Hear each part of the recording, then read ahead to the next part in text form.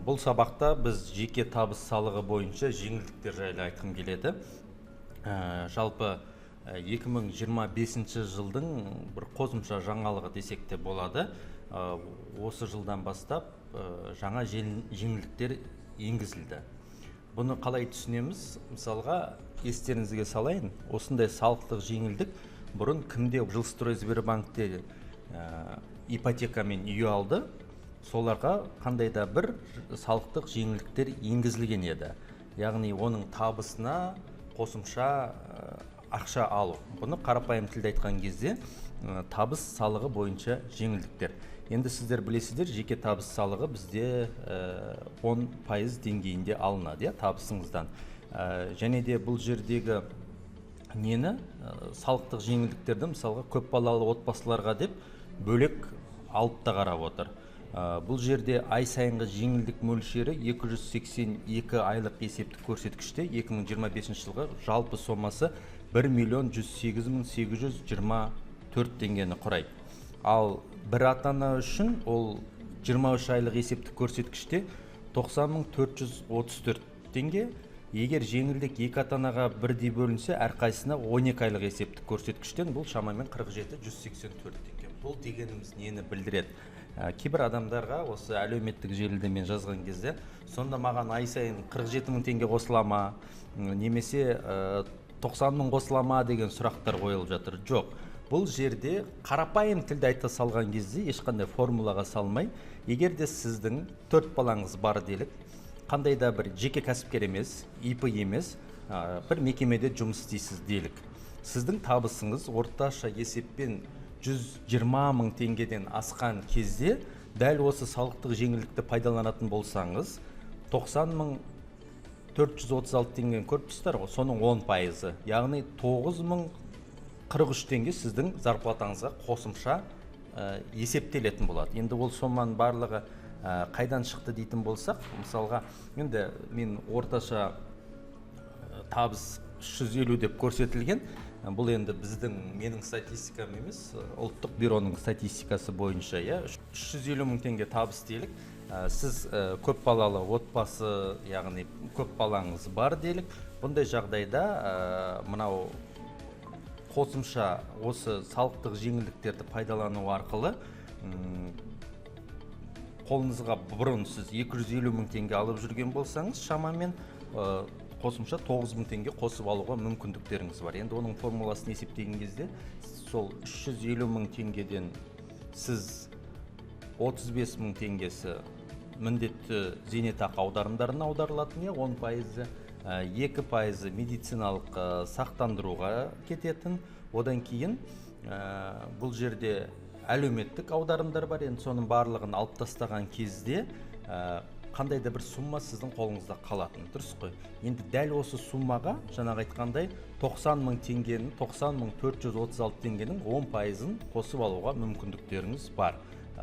Одан кейін ипотека бойынша жеңілдік несие бұл кезінде отбасы банкте ғана болды, Жилстройда. Қазір барлық банктерді қамтып отыр, биылдан бастап, осыны ұмытпаңыздар.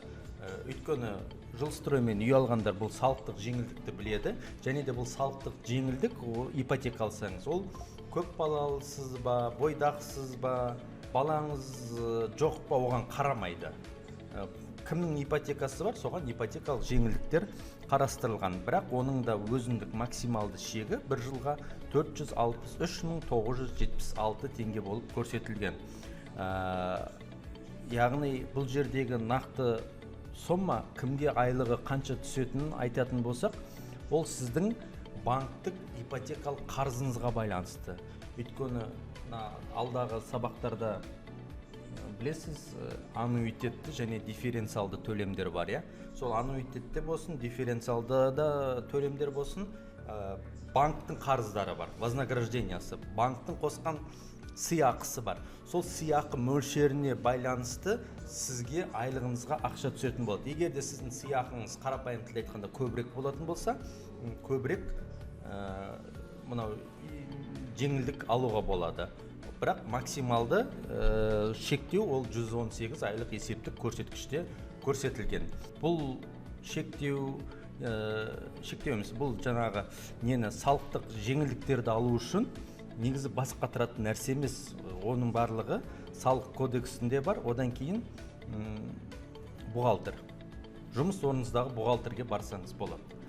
Бұл қайталап айтам, өтіп кеткен мерзімге есептелмейді. Мысалға біреу осы сабақты көріп, мен ипотекам бар ғой, мен білмедім деуі мүмкін. Мен 5 жыл бұрын жилстроймен үй алғам, бірақ мен бұны пайдаланбадым деуі мүмкін. Сөйтіп, бұны көріп алып, маған 5 жыл бұрынғы ақшаны емес. Сіз бұны мысалға наурыз айында көрдіңіз бе? Наурыздан бастап өтініш жазасыз бухгалтеріңізге, сөйтіп салықтық жеңілдіктер есептеледі. Немесе қараша айында көрдіңіз бе? Қарашадан бастап заявление жаздыңыз ба? Сол айдан бастап есептеледі. Осыны ескеру керек. Және де балалардың оқу ақысы бойынша бұл жерде 21 жасқа дейінгі балалар ақылы түрде оқитын болса, бұл жерде де ипотекалық салықтық шегерімдерге байланысты секілді шектеуі бар. Өзіндік 118 айлық есептік көрсеткіште 463 мың, максималды 976 теңгеге не жасалады сізге? Жеңілдік жасалады. Яғни бұл жерде егерде бала шағасы орта есеппен 350 мың теңгеге дейін осы бір жылға салықтық жеңілдік жасай алады деген сөз. Бұл жерде жаңа қайда барамыз деп сұрап жатады. Ипотекаңыз болса, бұл ипотекаға байланысты салықтық жеңілдік. Үй алған болсаңыз, бұл анандай көлік алған едім, iPhone алған едім, машина, тағы немене бар, құдалыққа барған едім, тойға рассрочка, кредит алған едім дегенге ол жарамайды. Бұл тек қана сол ипотека, одан кейін жаңа көп балалы отбасы болсаңыздар деп айттым, және де оқу ақысына байланысты балаңыз ақылы бөлімде оқитын болса, ипотека үшін банктың анықтамасы болғанда, график погашения дейді ғой, соны және де бір А4 қағазға өтініш жазып бухгалтеріңізге өткізесіз, және де ол бухгалтер сізден сол графикке байланысты 3 айда бір, немесе ай сайын, немесе жылына бір рет есеп тапсыр деп қосымша сол графикті тағы да сұратуы мүмкін. Ал сұраса бересіз өзіңіздің салықтық жеңілдігінің жасалуы үшін. Ал егерде оқу ақысы болса, онда оқу орнының келісімшартты төлем құжаты және де сол баланың туу туралы куәлігі болу керек. Онда сол оқу орнының бухгалтериясына өткізесіз. Міне менің балам, міне Мырқымбай мен Бәтиманың баласы ақылы бөлімде оқып жатыр. Өтініш жазасыз, бухгалтеріңіз кейін салықтық жеңілдік жасап беру керек. Оны бір өткізесіз, одан кейін жұмыс орнында да бұл нәрсені талап етуі мүмкін. Яғни жұмыс орныңызда да бухгалтер көреді, мына Мырқымбай мен Бәтиманың баласы осында университетке ақша төлеп жатыр ғой дейді де сізге зарплатаңызға жаңағы салықтық шегерімдердің суммасын қосып беруі тиіс. Бұның барлығы осы биылғы жылғы қабылданған, яғни өзгеріске енген салық кодексінің несіне байланысты. Бабы, нақтырақ айтқанда 347 бабына байланысты. Не осындай да, енді кейбір адамдар айтады, өткенде жазады 9000 теңге, ой, ол кімге бар, кімге жоқ дейсің, бірақ енді ойлаңызшы.